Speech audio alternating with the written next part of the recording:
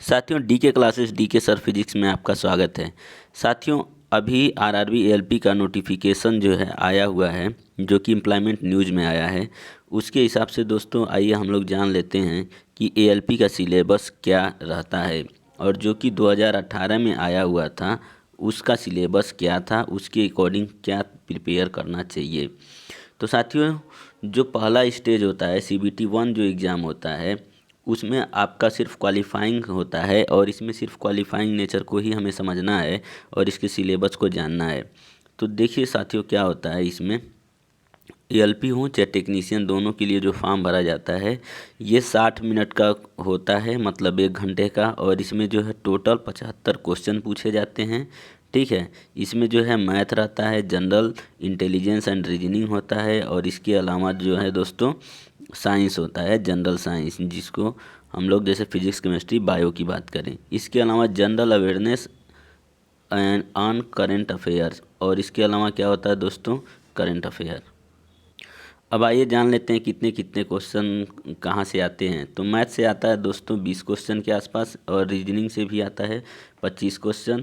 तो इसमें करीब 4 या 5 क्वेश्चन तो मैथ का ही हो जाता है।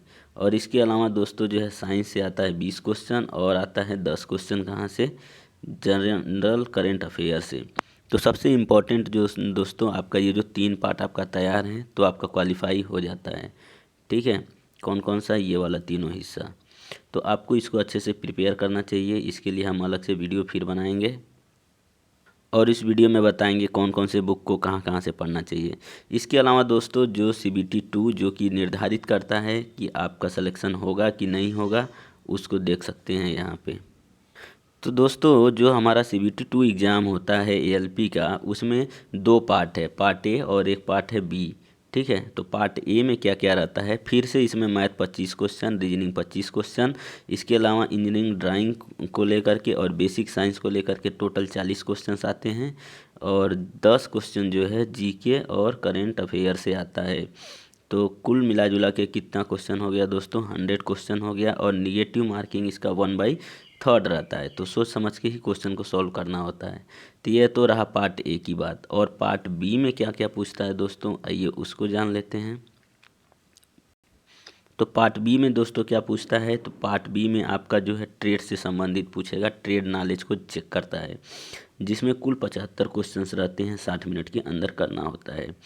तो साथियों बहुत लोग का जो है ट्रेड क्वालिफाई नहीं हो पाता, इसलिए इसको भी बहुत अच्छे से पढ़ना होता है। क्वेश्चन बहुत आसान आते हैं।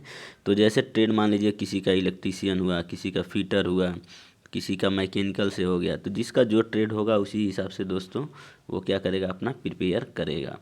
तो ये रहा सिलेबस दोस्तों, आज इतना ही।